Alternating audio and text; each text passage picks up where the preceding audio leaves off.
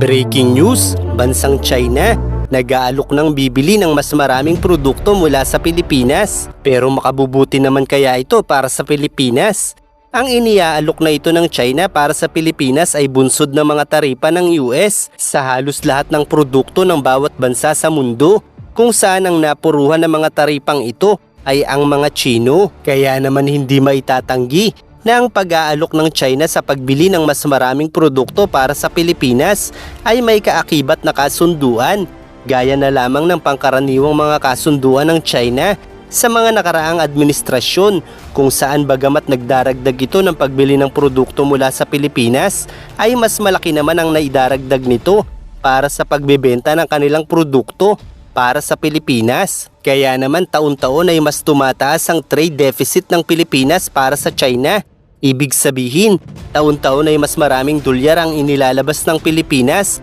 patungong China na nagbabawas ng foreign reserve ng bansa. Kaya naman tuloy-tuloy din ang pagbagsak ng value ng Philippine peso, at sa katunayan sa laki ng trade deficit ng Pilipinas sa China ay maaaring mas bumagsak pa ang value ng Philippine peso kung hindi dahil sa pagbili ng US ng mas maraming produkto mula sa Pilipinas, dahil ang US ay nagpapasok ng mas maraming dolyar sa Pilipinas kaysa sa dolyar na ibinabayad ng Pilipinas mula sa kanilang mga produkto. Kaya naman dahil dito, kahit papaano ay nakahihinga ang Pilipinas mula sa trade deficit nito para sa mga Chino. Kaya naman maaaring panlilin lang na naman ang ginagawa ng China sa Pilipinas, dahil ang China ay nawala ng napakalaking merkado mula sa US dahil sa trade war nito laban sa China. Kaya naman malinaw ang layunin ng China na ilipat na lamang sa ibang mga bansa ang pakikipagkalakalan nila mula sa US, kung saan imbis na mag-import ang China sa US,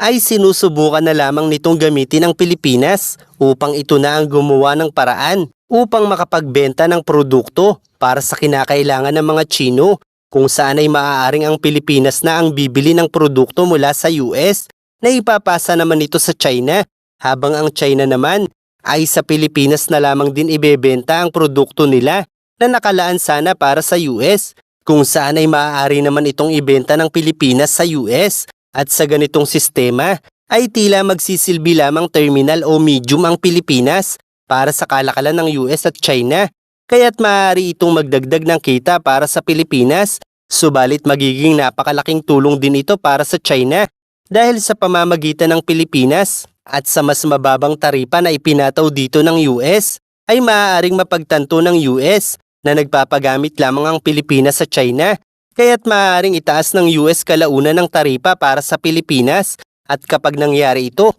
ay sa Pilipinas naman matetenga ang produkto ng mga Chino. Kaya't sa madaling salita, bagamat kaakit-akit ang iniaalok ng China, ay may malaking panganib rin ito para sa ating ekonomiya. At ang posibilidad na ito ay napakalaki ng tsansa dahil ang taripa ni Donald Trump para sa China ay may pangunahing layunin na pigilan ang 10 taong pagpaplano ng China, kung saan noong 2015 ay naglabas ito ng 10 years plan na tinawag nitong Made in China 2025 na may layuning tuluyang mangibabaw ang produkto ng China sa buong mundo. Kaya naman pangkaraniwan na sa China na nagbebenta ng mas maraming produkto para sa iba kaysa sa produktong binibili nila, at sa ganitong paraan ay mas dumedepende na ang mga bansa sa mga produkto nila. Kaya naman noong unang termino pa lang ni Trump ay sinubukan na nitong pigilan ang planong ito ng China sa pamamagitan ng pagpapataw ng mga taripa sa ilang kumpanya mula sa China.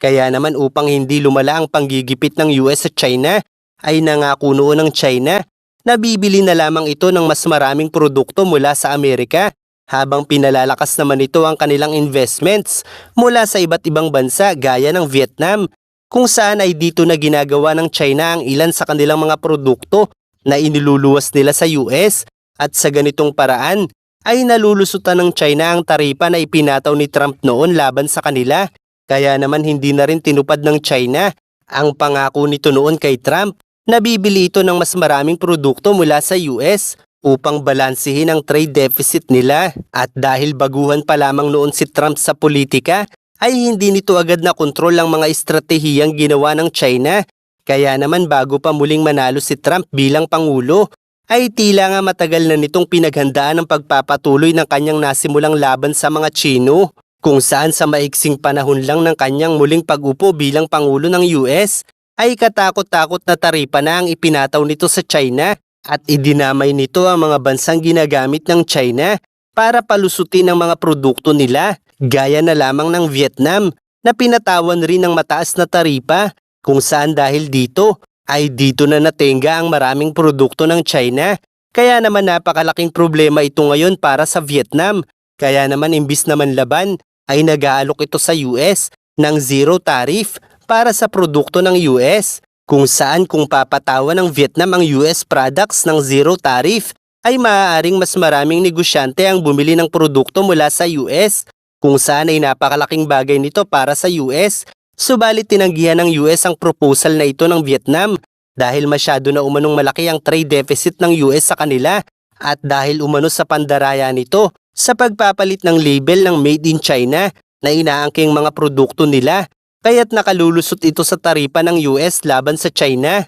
Dito ay napakalinaw na ang pangunahing layunin ng US ay mabawasan na ang produktong Made in China, kung kaya't pinapatawan din ito ng taripa ang mga bansang tumatangkilik sa China dahil kung papayagan ng US na makabenta lamang sila ng mas maraming produkto para sa Vietnam, ay mananatili lamang ang pagdami ng Made in China sa Vietnam na nagpapalakas sa ekonomiya ng China. At ngayon nga ay ang Pilipinas naman ang tinatarget ng China dahil mas maliit na taripa lamang ang ipinataw dito ng US, kaya't kahit galit na galit ang China sa Pilipinas dahil sa pakikiisa nito sa sandatahan ng US para pigilan ang masamang plano ng China sa Indo-Pacific region, ay hindi nila iniaalis ang posibilidad na masisilaw ang Pilipinas sa iniaalok nila dahil kung bibili sila ng mas maraming produkto sa Pilipinas, ay mangangahulugang mas maraming dolyar ang papasok sa bansa. Subalit malinaw ang naging pahayag ni Trump, kung saan ay sinuspindi nito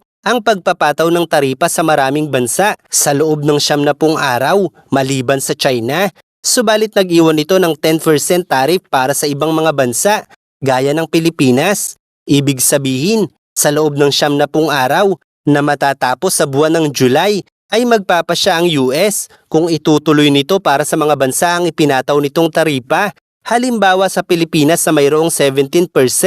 ay maaaring matupad ito pagkatapos ng 70 araw, at ang ginagawang basihan ni Trump ay ang trade score barrier ng bawat bansa, kung saan tinitingnan niya kung gaano nakasasagabal sa produkto ng US ang mga taripa, kabilang na ang mga regulasyon ng bawat bansa at pagmamanipula ng mga sentral na bangko. Kaya't sa madaling salita, kung tatanggapin ng Pilipinas ang alok ng China, ay maaaring hindi lamang 17%